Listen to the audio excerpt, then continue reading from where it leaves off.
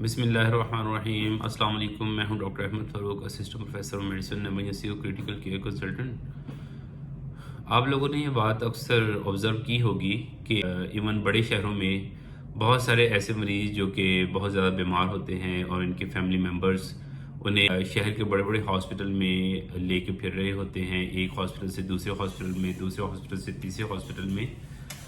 Specialist doctors جو ہوتے ہیں ایسے پیشنٹ کی ذمہ داری عام طور پہ لینا پسند نہیں کرتے۔ اس کی دو بڑی وجہ ہیں۔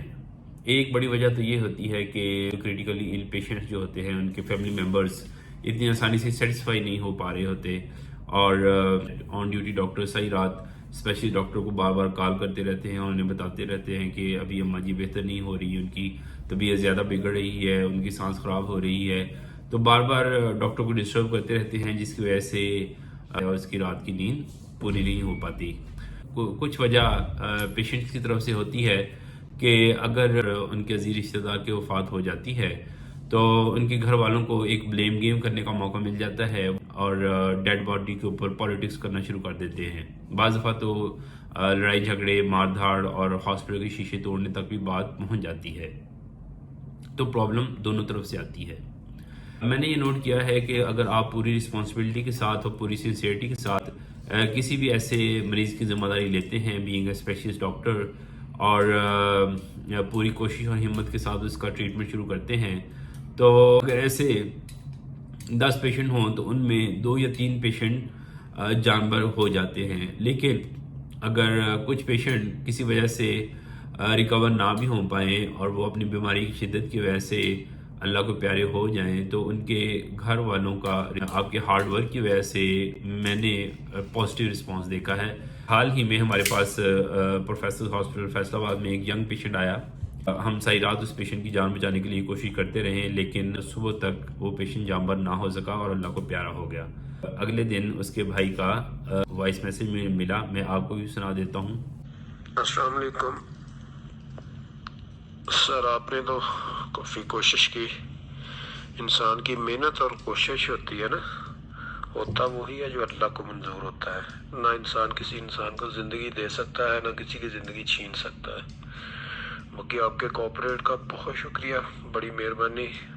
آپ کے ہمارے اوپر بہت احسانات ہیں، ان کا اجر آپ کو اللہ ہی دیں گے۔ ہم انشاءاللہ آپ کے لیے دعا کریں گے۔ اسی طرح ایک اور اماں جی تھیں، وہ بھی کافی زیادہ سیریسلی ill تھیں۔ ایک ہاسپٹل میں گئے، انہوں نے دوسرے ہاسپٹل میں ریفر کر دیا، دوسرے ہاسپٹل سے پیشنٹ مطمئن نہیں ہو پا رہا تھا، تو ادھر ہمارے پاس لے آئے پروفیسر ہاسپٹل میں۔ تو ان پیشنٹ کی جان بچانے کے لیے بھی ہم ساری رات کوشش کرتے رہے، لیکن وہ جانبر نہ ہو سکیں۔ نیکسٹ ڈے ان کے بیٹے کا جو میسج آیا وہ میں آپ کو پڑھ کے سنا دیتا ہوں۔ My mother has died, but I am extremely obliged for the efforts your good self has made to revive her health. May Allah grant her in the highest rank of Jannah. Stay blessed, Dr. Sahib۔ Doctors community کے لیے میرا message ہے کہ اگر آپ sincere ہو کے patient کی جان بچانے کے لیے ایفرٹ کرتے ہیں تو عوام الناس اس چیز کو بہت زیادہ سراہتے ہیں اور اس کا کریڈٹ آپ کو دیتے ہیں۔ اور دوسری طرف عام عوام سے میری یہ درخواست ہے کہ کوئی بھی ڈاکٹر نہ تو اس کے ہاتھ میں زندگی ہے، نہ اس کے ہاتھ میں موت ہے۔ اگر ڈاکٹرز کے ہاتھ میں موت ہوتی تو وہ اپنے پیارے رشتہ داروں اور اپنے ماں باپ کو کبھی بھی اس دنیا سے نہ جانے دیتے۔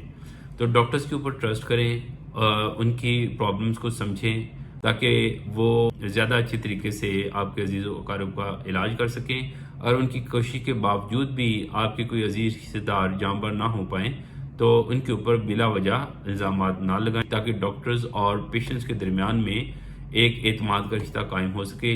اس کا الٹیمیٹ فائدہ مریض ہی کو ہوتا ہے، ایک ایسا مریض جو کہ زندگی اور موت کی کشمکش میں مبتلا ہوتا ہے، اور ڈاکٹر اس کے پاس صرف اس لیے نہیں آ رہا ہوتا کہ اگر وہ اس کی زندگی بچانے میں ناکام رہا تو لوگ اسے برا بھلا کہیں گے۔